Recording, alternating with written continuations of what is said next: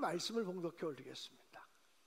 하나님 말씀은 빌립보서 4장 4절로 7절까지의 말씀입니다. 새번역 성경으로 제가 읽어드리겠습니다.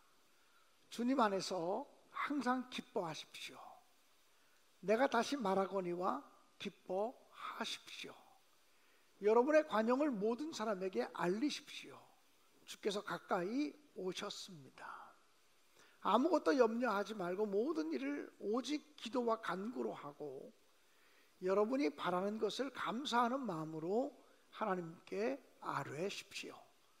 그리하면 사람의 헤아림을 뛰어넘는 하나님의 평화가 여러분의 마음과 생각을 그리스도 예수 안에서 지켜줄 것입니다.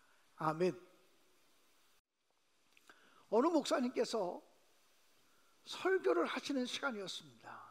이렇게 설교가 시작되었습니다. 예수님께서 여리고 마을로 가셨을 때의 일이었습니다. 그 여리고 마을에는 세리장 한 사람이 살고 있었습니다. 근데 그 세리장이 예수님을 만나보고 싶은 생각이 들었습니다. 그래서 이 세리장 니고데모는 예수를 만나기 위해서 달려나갔습니다. 그러나 사람들이 너무나 많아서 도저히 예수님을 볼 수가 없어서 이 세리장 니고데모는 뽕나무 위로 올라가게 되었습니다. 이렇게 설교하는데 교인들의 표정이 뭔가 좀 이상한 거예요. 그리고 킥킥거리고 웃는 사람도 있는 거예요. 이 목사님은 그제서야 여리고 마을의 세리장은 니고데모가 아니고 삭개오였지, 이런 생각이 들면서 내가 지금 설교를 잘못하고 있구나라는 생각이 들었습니다. 근데 이 목사님이 아주 유연하게 이렇게 설교를 이어갔습니다. 근데 그 순간 저쪽에서 삭개오가 달려왔습니다. 그리고는 삭개오는 뽕나무를 바라보며 이렇게 말했습니다. 야, 니고데모야, 밑으로 내려와. 거긴 내 자리야. 그러면서 설교를 계속 이어나갔다는 것입니다. 사랑하는 여러분, 제가 설교를 이렇게 많이 숙지해서 설교를 하지만 설교를 다 마치고 제가 모니터링을 해보면 이제는 어떤 데 사람 이름을 잘못 얘기하기도 하고 마가복음을 누가복음이라고 얘기하기도 하고 이런 실수를 범하는 것을 제가 스스로 발견하곤 합니다. 목사가 니고데모, 삭개오를 니고데모로 얘기해도 여러분이 찰떡같이 알아들으시고 또 은혜 받으시고 또 성령 충만하시고 목사의 부족한 설교를 용납해 주시기를 주님의 이름으로 간절히 부탁을 드립니다. 오늘 성경 본문에 보면 바울 사도는 빌립보 교인들을 향하여 편지하면서 세 가지 중요한 교훈을 주고 있습니다. 기뻐하라, 관용하라, 기도하라 라고 하는 명령입니다. 기뻐하라, 관용하라, 기도하라.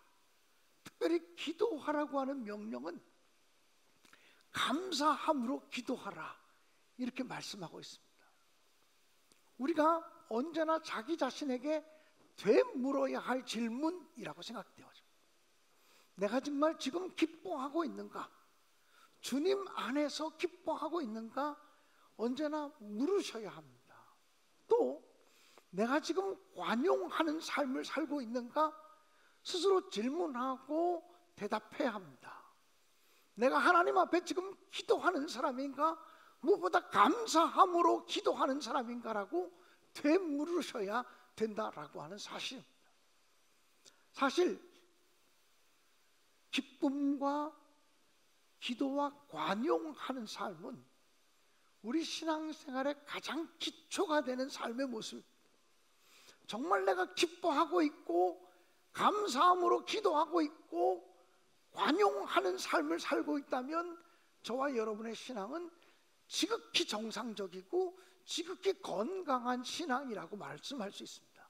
그러나 어떤 이유를 붙이든지 내가 지금 기쁘지 않다면, 내가 지금 감사함으로 기도하지 못하고 있다면, 내가 지금 관용하는 삶을 살지 못하고 있다면 우리의 신앙은 하나님 앞에서 점검받아야 되는 상태에 있다라고 하는 사실을 잊지 마시기를 주님의 이름으로 간절히 축원합니다.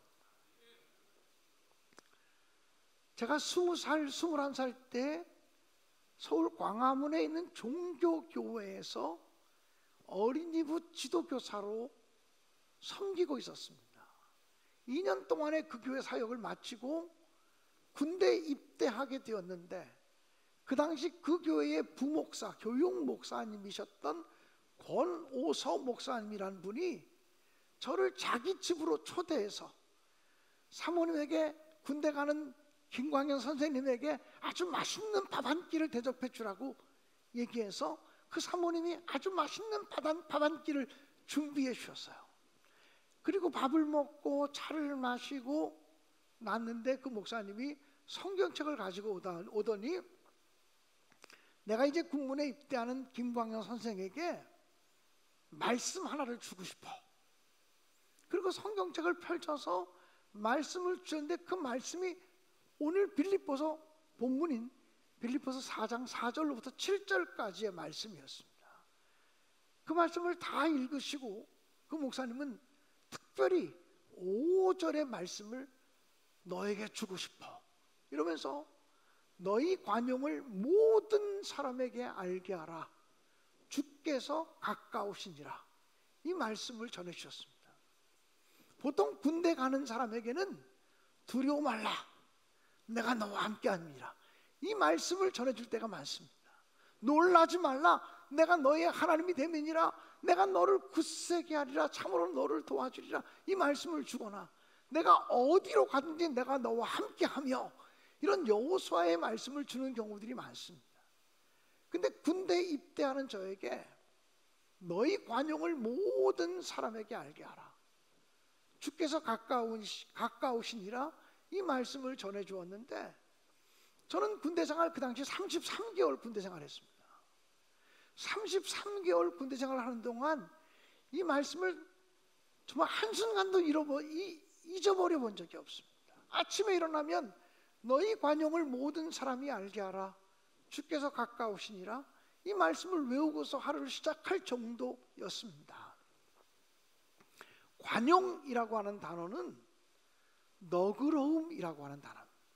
너희가 너그럽다라고 하는 사실을 모든 사람이 알게 하라고 말씀하고 있습니다.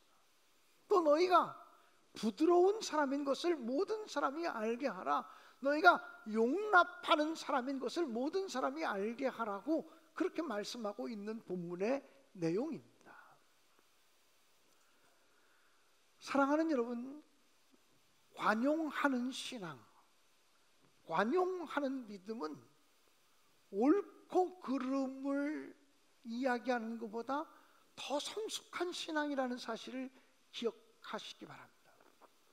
보통 사람들은 어떤 문제가 생기면 무엇이 옳으냐, 무엇이 그르냐, 무엇이 맞느냐, 무엇이 틀리냐 여기에 집중하게 됩니다. 도대체 뭐가 맞는 거야? 도대체 뭐가 틀린 거야? 뭐가 그른 거야? 뭐가 옳은 거야? 이런 얘기를 하게 됩니다. 그런데 여러분, 자식을 키워본 사람들은 다 압니다. 혼자 있는 자녀 말고요, 적어도 2명, 3명의 자녀를 키워본 사람들은 다 아는데 자식들이 자라가면서 언제나 사이좋게 자라가는 것은 아니에요. 그렇게 사이좋은 남매 형제 간에도 아주 사소한 일로 다투고 싸우고 머리끄댕이 잡고 이런 일들이 생겨지게 됩니다. 특별히 남자 형제들끼리는 정말 다투고 싸우는 일들이 정말 많습니다. 여러분, 그런데 자식들이 싸울 때 어린 시절에 엄마, 아빠 그리고 이르러 옵니다. 엄마, 누나가 이래, 뭐 동생이 이래 이러고 이르러 옵니다. 그럼 부모들이 자식들을 앞에 놓고 너 다 얘기해봐, 너 다 얘기해봐. 그리고 다 듣고 난 다음에 너는 과실이 70%, 너는 30% 이렇게 판단해주는 부모는 없습니다. 만일 그렇게 부모가 재판관의 노릇을 판사의 노릇을 하는 부모라면 자녀 교육을 빵점으로 시키고 있는 것입니다. 부모는 절대로 자식들이 싸우거나 다툴 때 옳고 그름을 가르지 않습니다. 우리가 한 가족이 아니냐, 우리가 한 형제가 아니냐, 그리고 서로 손잡게 하고 용납하게 하는 것이 부모가 하는 일이지 않습니까? 항상 그렇습니다. 옳고 그름을 나누는 것보다 더 중요하고 위대하고 성숙한 신앙은 관용하는 신앙이고, 그리고 하나됨을 유지하기 위해서 힘쓰는 신앙이 더 아름다운 신앙이라고 하는 사실을 잊지 말아야 할 줄로 믿습니다. 지금부터 한 50년, 60년 전에 미국에 이민 가신 분들이 있습니다. 지금부터 50년, 60년 전에 미국에 이민 간 사람들 가운데는 미군과 결혼해서 미국으로 가신 분들도 많으셨습니다. 6.25 전쟁 직후에 우리 한국에 왔던 파병되었던 미군들과 결혼해서 미국으로 이민 간 사람들이 참 많았는데, 미국으로 그 당시에 이민 간 어떤 부인에 관한 이야기를 제가 들은 적이 있습니다. 책에서 읽은 적이 있습니다. 그분은 한국에 계실 때 유흥업소에서 일하던 여성분이셨습니다. 근데 자기 술집에 늘 놀러 오는 미군과 만나서 사귀게 되었고, 그리고 그 사람과 함께 미국으로 결혼해서 이민 가게 되었습니다. 얼마나 훌륭한 남편이든지 부인을 지극정성으로 돌봐주고 품어주어서 어린 시절 가난하게 살았던, 힘들게 살았던 상처들이 남편을 통해서 다 치유될 정도였습니다.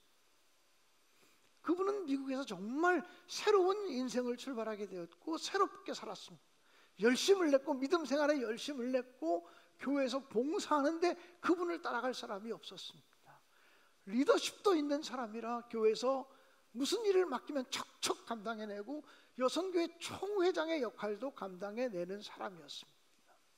근데 그 교회가 점점 부흥되면서 다른 성도들도 많이 오게 되었습니다.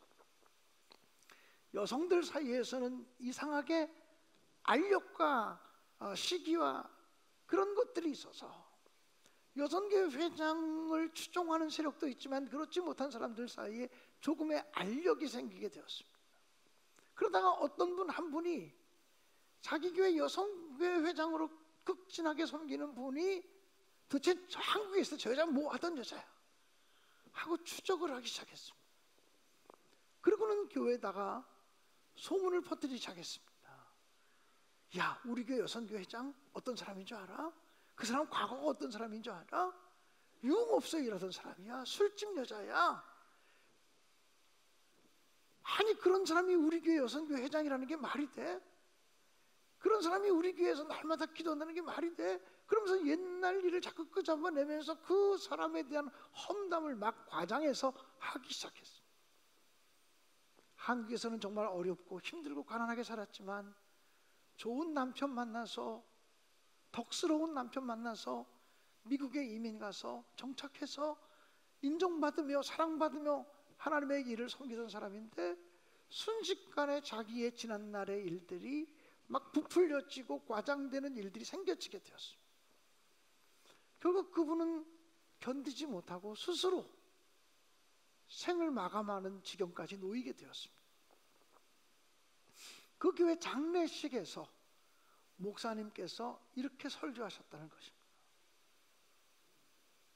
옳은 말이 사람을 죽였습니다. 내가 뭐 잘못했냐? 내가 뭐 틀린 말 했냐? 내가 뭐 그런 말 했냐? 옳은 말이 사람을 죽였습니다. 이렇게 얘기했다는 거예요. 여러분 충분히 공감이 되는 얘기 아닙니까? 그래서 옳은 말보다 더 중요한 것은 덕이 되는 말을 하는 것입니다. 유대인들이 많이 읽는 탈무드라고 하는 책에 보면 말에 대한 3가지 교훈이 있습니다. 누구든지 말을 하려면 3가지 문을 통과하게 하라. 그리고 3가지 문을 통과한 다음에 비로소 말하라. 첫 번째 관문의 첫 번째 문은 그것이 옳은 말인가? 옳은 말이라고 확신이 없으면 말하지 말라는 거예요. 누가 그러는데 이렇대더라, 이런 말 하지 말라는 거예요. 옳은 말이냐? 목에 칼이 들어와도 옳은 말이라는 확신이 있으면 그때 말하라는 거예요. 두 번째 묻기를, 아무리 옳은 말이라도 그것이 덕이 되는 말이냐 물으라는 거예요. 이 말을 하는 것이 덕이 되는 말인가? 혹시 옳은 말로 사람을 상처 주고 옳은 말로 사람을 나누게 하는 것은 아닌가? 이것이 옳은 말이라도 덕이 되는 말인가를 물으라는 거예요. 덕이 되는 말이라고 생각할 때 그 다음에 말할 준비를 하라는 거예요. 근데 세 번째 질문하라는 거예요. 이 말을 해서 공동체가 유익할 것인가? 꼭 내가 이 말을 해야 되는가? 이 말이 유익을 주는 말인가를 물어보라는 거예요. 그리고서 그 세 가지 관문을 통과하지 못하면 말하지 않는 것이 지혜로운 것이다. 유대인들이 탈무드에 기록한 내용입니다. 사랑하는 여러분, 다시 설교의 앞부분으로 돌아가면 사람들은 흔히 무슨 일이 생기면 무엇이 옳은가, 무엇이 틀린가, 무엇이 맞는가, 무엇이 그른가 이렇게 판단하지만 진짜 믿음의 사람은 무엇이 덕을 세우는 일인가, 무엇이 우리에게 유익을 주는 일인가, 무엇이 하나님의 공동체를 거룩하게 세워가는 일인가, 이것을 묻고 말하게 되고, 이것이 우리 가정에 좋은가. 여러분, 보통 명절 때만 되면요, 오래간만에 친척들이 모여서 처음에는 기분 좋게 대화를 시작하다가 나 조금 속상한 게 하나 있는데 이 얘기해도 돼? 그러면서 말하다가 싸움이 시작되고 다툼이 시작되는 것을 보게 돼요.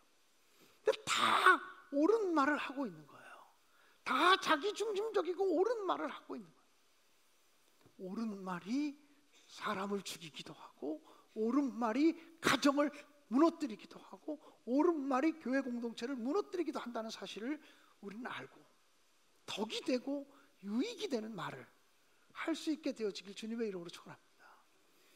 너희 관용을 모든 사람이 알게 하라, 주께서 가까우시니라. 이 말은 관용하는 말을 하고 관용하는 삶을 살아야 하나님이 기뻐하신다는 거예요. 여러분, 성령께서 하시는 일은 뭐예요? 성령께서 하시는 일은 우리는 보통 우리의 마음을 뜨겁게 하고 우리의 마음을 감동시키는 일을 성령께서 하신다고 이야기하지만, 성경을 읽어보면 성령께서 하시는 일 가운데 가장 중요한 일은 하나 되게 하시는 일이에요.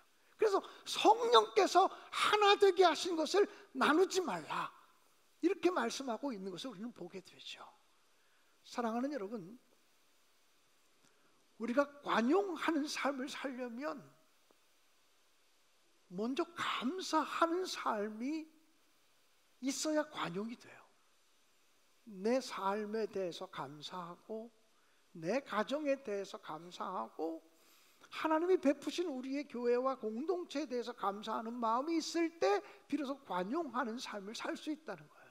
그리고 하나님이 우리에게 베푸신 은혜가 크다, 하나님이 우리에게 베푸신 사랑이 크다라고 하는 사실을 기억하면서 내가 주님으로부터 관용함을 받은 사람이라고 하는 사실을 기억할 때 그 받은 은혜와 받은 사랑의 근거에서 관용하는 삶을 살아갈 수 있다라고 하는 사실입니다. 너희 관용을, 너희가 너그럽다라고 하는 것을 모든 사람이 알게 하라, 주께서 가까우시니라고 말씀하고 있어요. 주님이 오실 날이 가깝다는 거예요. 우리 인생이 천년 만년 살아가는 인생이 아니라는 거예요. 언젠가 우리 인생을 마감할 때가 있을 거라고 하는 말이에요. 그러므로 우리 인생이 천년 만년 사는 인생이 아니라면 천성으로 향하는, 하나님 나라로 향하는 길에 서 있잖아. 우리가 그 길의 끝에 이르기 전에 관용하는 삶을 살아야 된다라고 성경은 우리에게 말씀하고 있다라고 하는 것입니다. 지난 주간에 덕정감리교회에서 목회하는 덕정감리교회 담임 목사가 저보다 신학대학교 3년 후배 목사님인데, 덕정감리교회 담임 목사님 사모님이 하나님의 부르심을 받으셨어요. 간경화로 오랫동안 투병하셨다가 하나님의 부르심을 받은 거예요. 근데 덕정감리교회 목사님 사모님이 간경화로 투병하고 있으니까 그의 자녀들, 딸이 둘 있는데 딸 사위가 엄마 병원비 하라고 3천만 원을 가지고 온 거죠. 여러분, 저보다 3년 후배의 자녀들이니까 그 자녀들 나이가 제 담임 목사님 저의 자녀들 나이 정도밖에 되지 않아요. 근데 그런 정도의 자녀들이 부모에게 병원비 하라고 둘이 모아서 3천만 원 갖고 오는 거 쉬운 일 아니에요. 그렇지 않습니까? 그 귀한 돈을 병원비 하라고 가져왔는데 그 어머니, 그 문병화 목사님의 사모님인 김영옥 사모님께서 나는 이제 하나님 나라 갈 준비를 하고 있으니 이 병원비를 가지고 하나님의 선교하는 일을 위해 바치고 싶다고 말씀. 그래서 라오스 선교를 위해서 바치고 싶다고 말씀하셔서 자식들이 다 반대했죠. 엄마 그러라고 갖고 온 돈이 아니라고. 그럼 우리 이 돈 안 드리겠다고. 근데 어머니가 눈물로 하소연하는 거예요. 선교하는 일을 위해서 이 돈을 쓰고 싶다고. 하나님이 선교를 얼마나 기뻐하는지 너희들도 알았으면 좋겠다고. 내가 이 세상을 하직하고 떠나는 순간이라도 선교가 얼마나 귀중한 일인지 너희들도 알았으면 좋겠다. 결국 자녀들이 설득이 되어서 그 교회가 라오스를 위해서 3천만 원 헌금하기로 했던 돈을 6천만 원 헌금을 하겠다고 작정하게 된 거죠. 근데 그 사모님이 지난 주간에 하나님의 부르심을 받은 거예요. 제가 그 자리에 방문해서 한두 달만 더 사셨어도 라오스의 성전이 봉헌될 것을 보시면서 하나님의 부르심을 받으셨을 텐데 참 안타깝다고 얘기를 했더니 그 후배 목사님이 아유 목사님 그래도 라오스에 이 사람의 그 사랑과 정성으로 봉헌된 헌금으로 하나님의 교회가 세워진다는 것만 갖고도 너무 감사하고 너무 기쁘다라고 이야기를 하셨어요. 그 덕정교회는 2년 전에 창립 70주년을 지냈어요. 우리는 오래지만. 그래서 그 교회도 70주년 기념교회를 세우기 위해서 준비하다가 라오스의 교회를 세우겠다고 결정한 거예요. 저희 교회도 라오스의 교회를 세우겠다고 결정한 거고. 제가 그 사모님의 사랑의 이야기를 듣고 와서 새벽제단에 엎드려서 여러 날을 기도하다가 그 목사님께 전화를 드렸어요. 목사님 참 어려운 얘기를 드리고 싶다고. 덕정교회도 70주년 기념 교회를 라오스에 세우기로 결정하고 정말 눈물 어린 6천만 원을 하나님께 드리기로 작정하셨고, 우리 교회도 여선교회가 힘을 모으고 마음을 모아서 1억 원을 만들어서 라오스의 교회를 세우기로 결정하였는데 거기도 70주년 우리도 70주년 시차로서는 차이가 있다. 2년 그쪽이 빠르고 우리가 2년 뒤늦게 세워진 교회인데 우리 교회가 라오스의 교회를 건축했다, 신내교회가 라오스의 교회를 건축했다, 이것도 중요하지만 선하고 귀한 일을 위해서 70주년이 되는 교회들이 연합해서 교회를 세웠다고 말하면 어떨까요? 하나님이 더 기뻐하실 일이 아닐까요? 꼭 신내교회 이름으로 교회를 세우고 덕정교회 이름으로 또 작은 교회를 세우고 꼭 그렇게 해야 되겠냐고 그랬더니 그 목사님이 기꺼이 신내교회가 그렇게 할 수 있다면 우리는 너무 기쁘고 너무 감사하다고 얘기를 했어요. 그래서 우리 교회 입장에서는 1억 가지고 교회를 세우려고 했던 것이 1억 6천이 돼서 지금 라오스 넝든 마을에, 넝든이라는 것은 라오스어로 넓은 뜰이라는 말이에요. 이 넝든 마을에 교회가 세워지고 있어요. 이제 여러분에게 이제 그 다음 주부터는 그 영상을 좀 보여드리려고 해요. 그런데 이 일이 정말 저는 우리 교회도 꼭 70주년에 우리 교회 이름으로 교회를 세워야 돼, 이것을 내려놓고 협력했기 때문에 가능한 일이었고, 덕정교회도 우리 교회 이름으로 교회를 세워야 되라고 하는 마음을 내려놓고 넓고 너그러운 마음을 가지고 손잡고 협력했기 때문에 지금 이 일이 가능하게 되어서 지금 추진 중에 있다고 믿어요. 5월 15일경이면 건축이 마쳐질 거라고 보고가 되어서 우리 교회는 5월 18일 주간에 라오스를 방문해서 봉헌 예배를 드리려고 해요. 혹시 교인들 가운데 라오스에 함께 가셔서 봉헌되어지는 그 광경을 보고 축복하고 기도하고 싶은 분이 있으면 누구든지 함께 가시면 좋겠어요. 회비는 100만 원 조금 넘을 것 같아요. 아직 회비 한정을 안 했는데 그렇게 함으로써 우리 교회가 70주년 기념교회를 세우면서 너그러운 마음으로 선교에 협력하는 놀라운 역사가 일어났으면 좋겠다, 이런 생각이 들어요.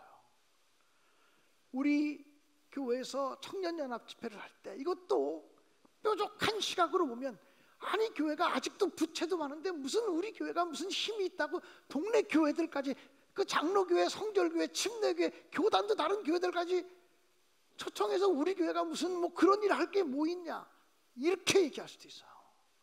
그러나 넓은 마음을 보면 아, 이게 그리스도의 마음이 아닐까? 이게 그리스도의 정신이 아닐까? 교파와 교단을 초월해서 함께하는 것이 그리스도의 마음이 아닐까?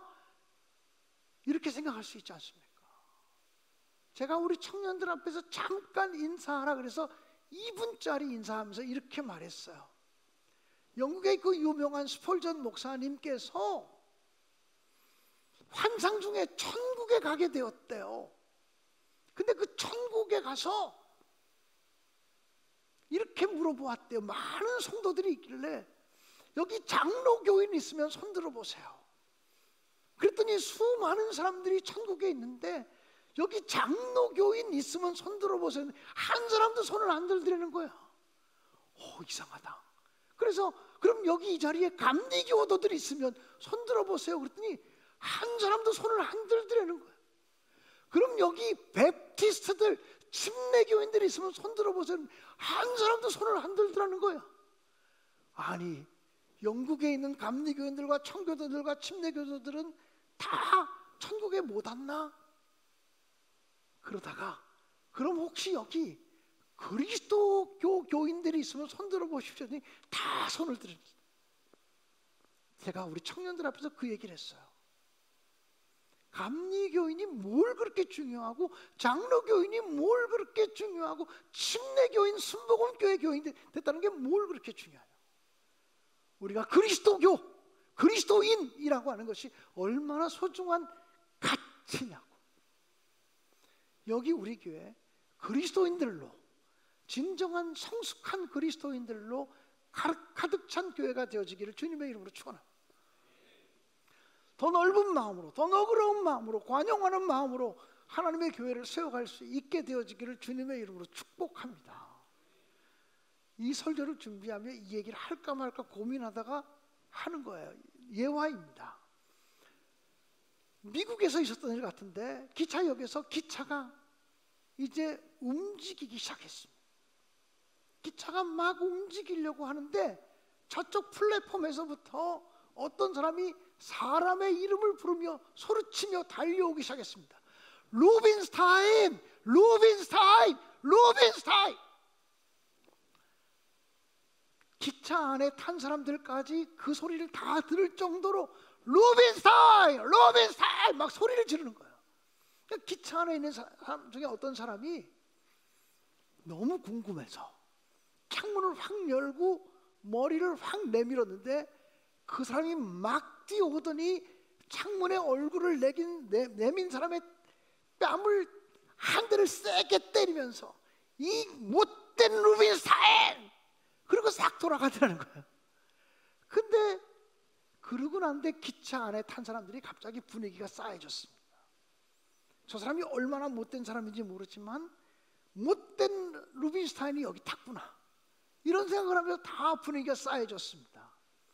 얼떨결에 뺨 한 대를 맞은 사람은 루빈스타인이 아니었습니다. 근데 이 사람이 껄껄거리며 웃으면서 이렇게 얘기하더라고요. 저 바보 같은 놈 같으니라고. 나는 루빈스타인이 아닌데 속았지, 그러더라고요. 뺨 한 대를 맞아도 내가 루빈스타인 아니면 되잖아. 내가 못된 놈 아니면 되잖아요. 하나님은 내 마음을 아시잖아요.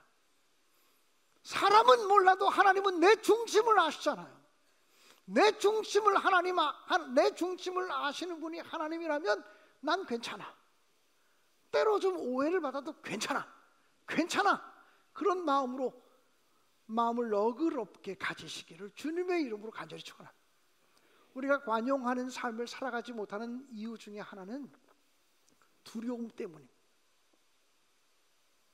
내가 내 인생을 다 책임져야 되고 내가 내 가정을 다 책임져야 된다고 하는 생각 때문에, 그런 두려움 때문에 우리의 마음은 점점 좁아지고 예민해지고, 그리고 관용하는 사람으로 살지 못하는 경우들이 얼마나 많은지 모릅니다. 우리에게는 알 수 없는 두려움이라고 하는 것들이 존재합니다. 일이 잘 되어질 때도 두렵고, 일이 잘 안 되어질 때도 두렵고. 사랑하는 여러분, 그러나 주님께서는 언제나 우리에게 아무것도 염려하지 말라고 말씀하십니다. 아무것도 염려하지 말라. 주 너의 하나님께서 너와 함께 하신다고 말씀하십니다. 오늘도 하나님이 나와 함께 하시고 하나님이 나를 지키시고 하나님이 나를 이끌어 가신다고 하는 믿음이 있는 자만이 담대할 수 있고, 그런 자만이 주의 명령에 순종할 수 있고, 그런 사람만이 사실은 주의 명령을 따라 관용하는 삶을 살아갈 수 있다고 분명히 믿습니다. 우리 다 함께 결단의 찬양을, 아무것도 두려워하지 말라고 하는 찬송을 부르면서 하나님께 우리의 작은 결심과 마음을 드리도록 하겠습니다.